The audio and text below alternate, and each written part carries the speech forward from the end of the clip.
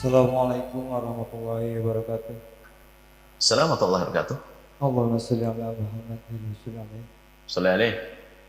Izin bertanya Bu ya, ini ada teman biasa kalau anak muda gitu ya, ada orang yang bercanda dengan menyebut-nyebut berhamba pada Tuhan yang lain atau dengan menyebut-nyebut kebiasaan-kebiasaan agama lain. Dan ada juga yang bertanya kepada saya, hati tidak bisa berbohong. Tapi ketika dia sholat misalnya, tiba-tiba terlintas di hati ada ungkapan keluar dari Islam atau meyakini keyakinan agama lain. Namun hanya dalam hati. Nah, apakah hal ini bisa dikategorikan sebagai kemurtadan atau mempermainkan keimanan? Dan bagaimana menyikapi hal itu? Sudah, seperti itu. Ada orang menggunakan cadar, lalu ternyata dia bicara apa tadi? Mic-nya diberikan. Pakai cadar kenapa?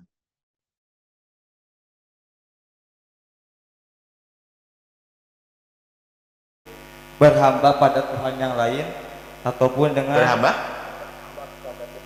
menyebut, Maksudnya dia bercanda. dia pakai cadar mengatakan ada Tuhan selain Allah itu. Iya, kayak mungkin bercanda kepada temannya, oh kamu mah kafir, oh kamu mah Tuhannya Yesus, misal seperti itu ya. Baik. Baju adalah, pertama baju adalah baju. Baju adalah baju. Dan baju menutup aurat adalah yang diajarkan Islam. Tapi keimanan ada di dalam hati. Biarpun dia pakai cadar, kalau ternyata hatinya sudah tidak beriman kepada Allah atau meyakini ada Tuhan selain Allah, maka dia kafir. Dia murtad. Baju adalah baju. Orang kafir bisa aja pakai baju yang pakai baju gamis, pakai imamah seperti ini bisa saja baju. Tapi ukuran keimanan bukan di hati. Tapi menggunakan baju sesuai dengan ajaran Nabi itu adalah juga bagian daripada penyempurna keimanan tadi. Tapi imannya sungguhnya di dalam hati. Kalau ada orang seperti itu, biarpun pakai cadar, pakai imamah, tapi ternyata mengatakan ada Tuhan selain Allah dan sebagainya, murtad, dia keluar dari iman. Cadarnya nggak akan berguna bagi dia, imamahnya nggak akan berarti bagi dia. Baik. Kemudian, jika ada orang tiba-tiba di dalam hatinya, kalau hanya sekedar ada was-was, ada pertanyaan-pertanyaan di hati, bahwasanya ini saya iman atau tidak iman, maka sesungguhnya dia masih ada iman. Kalau dia tidak punya iman, maka dia tidak akan sholat dan tidak akan bertanya semacam itu lagi. Maka dia ada iman. Tapi kalau sudah meyakini bahasanya ada Tuhan selain Allah, maka kecuali sudah murtad. Beda ya.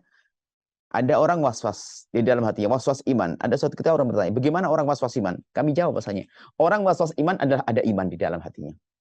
Dia punya iman. Ternyata setelah itu ada pertanyaan, jangan-jangan ada Tuhan selain Allah. Nah, enggak, dia masih punya iman.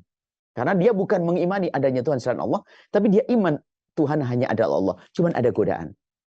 Kalau dia tidak punya iman, nggak akan ada was-was dia. Langsung saja tidak beriman, selesai.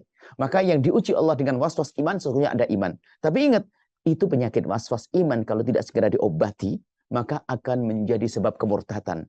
Karena dia capek dengan keimanannya, dia iman tidak menikmatinya, karena imannya masih dalam pemahaman-pemahaman yang membimbangkan bagi dia. Maka akhirnya dia putus, nggak percaya dengan Tuhan Allah, maka kafirlah dia. Jadi siapapun yang masih tidak, siapapun yang diuji Allah dengan was-was keimanan, sesungguhnya di dalam hatinya ada keimanan. Karena apa? Kalau dia sudah memang tidak punya iman, nggak akan was-was lagi dia. Nggak akan bertanya lagi tentang Tuhan ada atau tidak ada. Seperti itu. Tapi kalau orang tiba-tiba dia meyakini bahwasanya ada Tuhan selain Allah, biarpun di dalam hati dan mengucapkan, maka dia sudah tidak beriman lagi di hadapan Allah. Biarpun di hadapan manusia dianggap beriman, akan tapi di akhirat tidak mendapatkan surga. Karena apa? Imannya nggak ada di dalam hatinya. Itu saja, wallahu a'lam bishawab. Sahabat Al-Bahjah TV, setelah menyaksikan video ini, jangan lupa bersolawat kepada baginda Nabi Muhammad.